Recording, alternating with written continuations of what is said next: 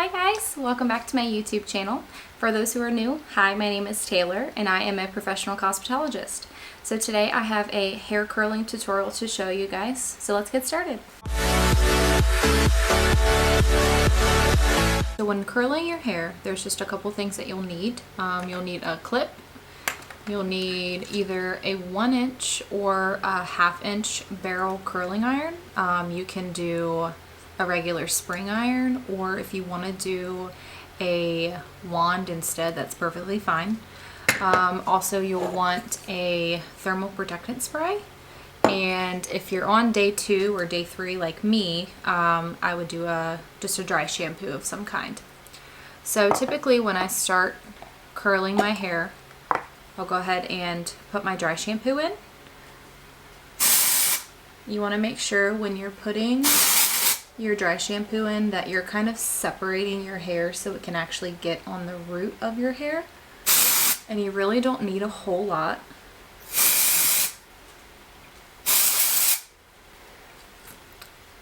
Once I have that in, I just kind of rub my fingers in there just to make sure that the product is evenly distributed throughout the hair.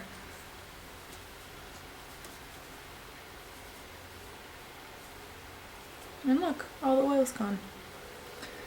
Alright, so now you want to section your hair. Typically I do anywhere from like 3 to 4 sections. It just depends on like how curly I want my hair to be that day. Also, the barrel size will kind of determine how curly or more wavy your hair will be as well. So because I want it to be a little bit looser, I'm going to use a 1-inch instead. So I have my first section here. When curling your hair on the bottom and your midsection, you can alternate like which way you do your curls. Typically I always do mine away from my face, but if you want it to have more of a beachy textured vibe, you can do alternations instead. So I'm just going to go in and take anywhere from a 1/2-inch to 1-inch size section and start curling my hair.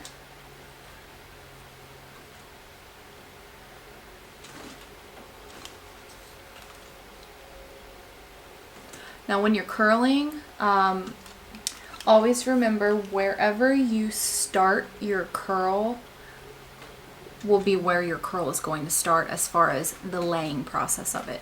So if you want it to be super high up, then you want to go ahead and start moving your barrel as soon as you put it onto each strand of hair. If you want it to just kind of be on the ends, then you can kind of run it down and then start to curl it. So this is kind of where I like my curls to start.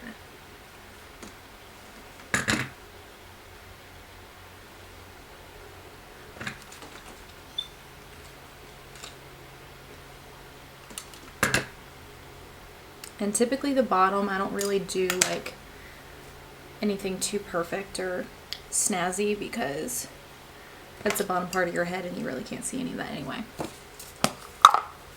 So in this general area is where I typically start to see damage on my hair, so that's definitely when I'm going to start using a heat protectant of some kind. Most people like to use sprays when your hair is dry. You can also do some type of a balm when it's wet. That is also good if you blow dry your hair. That will kind of help with thermal protection during the blow dry process. If you have any kind of like really damaged or porous hair and you can kind of see where your ends are starting to frazzle, then I would recommend doing both. So you'll put the thermal protectant when it's wet before you blow dry, or even if you let it air dry, so that way you can get extra protection. And then during your curling process, also spray a thermal protectant in as well.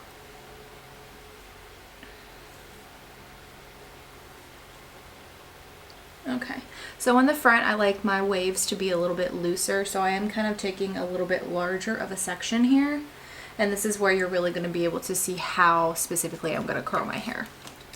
So right about here is where I'll start curling my hair, and I'm going to start clamping on my curling iron, and then I'm going to remove that and then do this again.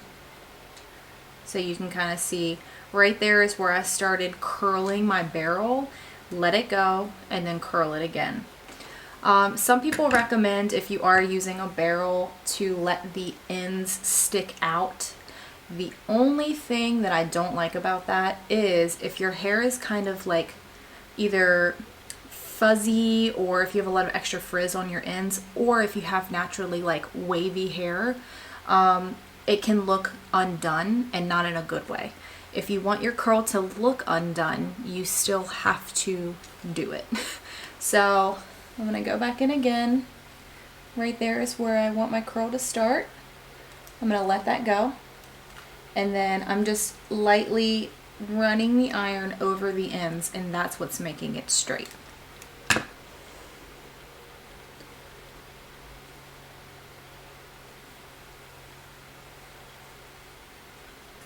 Third section. And like I said, I'm taking bigger sections because I want the curl to be a little bit looser. I just want a nice natural wave. So I'm going to go ahead and finish up this section, and I'll show you how to do at the top.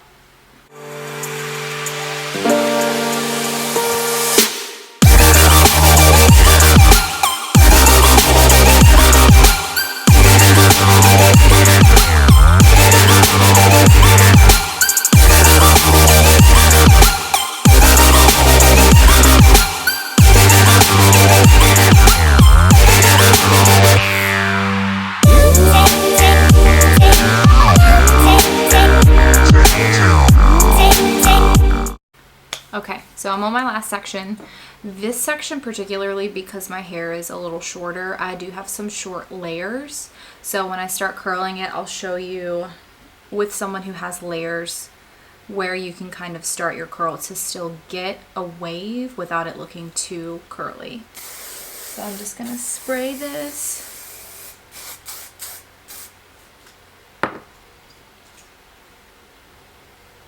Okay. So as you can see, I still have all of this here. You can break this into 2 sections if you want to. If you do that, you will have more curl, which if you kind of want it to be super textured, I would recommend going ahead and splitting it into 2. I'm not going to, because I do still have some leftover curl, and the less that you can curl your hair on day 2 and day 3, and if you can stretch to day 4 or 5, the better. If your hair is completely wackadoodle, then just go ahead and split it into 2, and then that way you can have cohesive curls. So right here is where I'm starting my curl, next to my face. Letting that go and running over the ends. Something super important to remember when you're curling your hair is that your hair runs off memory. So most people, when they curl their hair, they want to drag it all the way down to the bottom and then roll it up. Because you're straightening it first and then curling it, it may look curly at first, but it's not going to stay that way. So a lot of my guests, typically that's how they've been curling their hair, and they say, my hair won't hold curl, like it just goes away after a couple hours or 30 minutes or whatever, and that's typically why.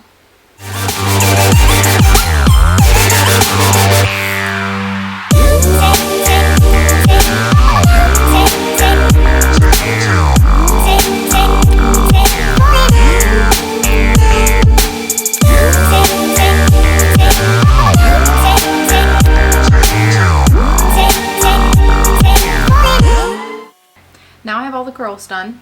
They have not been pulled out yet.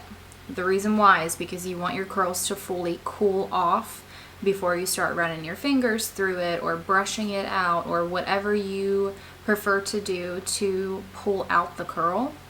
There's a couple different things that you can use before pulling them out. Some people like to use like an oil or a serum, which I'm one of those people. My hair is super dry, so the more moisture that I can put in my hair, the better. You can also use like a texture or a tousle spray. I also love Pulp Riot's tousle spray. It's really great. There's not too much hold in it, so you're not going to get like a super tacky feeling in your hair. I know some of them, they almost feel sticky or like, I don't know, they just feel gross. So I use an oil, and I'm just going to go ahead and take my hands and mostly run the oil on the ends of my hair. You can use a hair serum, or I know like Davines has a split end kind of jelly serum that you can put on there. I'm just running this over everything. I probably only put about a pump in there. And like in my front pieces, they're really dry, so like I'll really focus extra oil on those pieces to make sure they're nice and hydrated. Okay.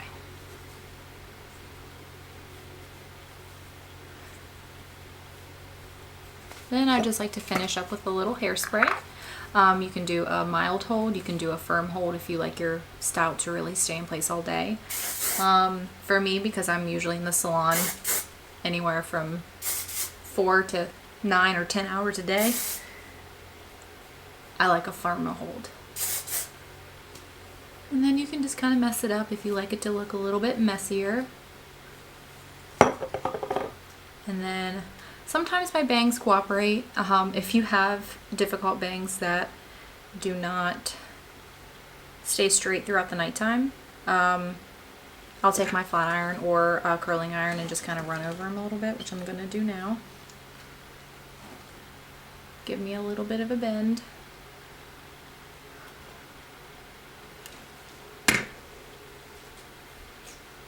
And then another spray.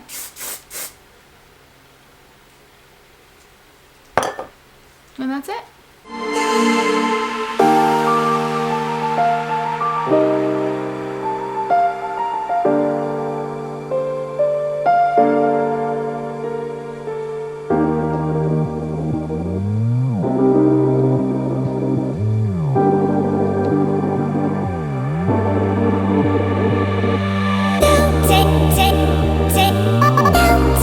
That's it for today's video, guys. Thank you so much for watching. If you like this video, don't forget to give it a thumbs up, and also subscribe to my channel. I'd love to have you guys. I am posting once a week, so stay tuned for the next video, and I hope you guys have a great week.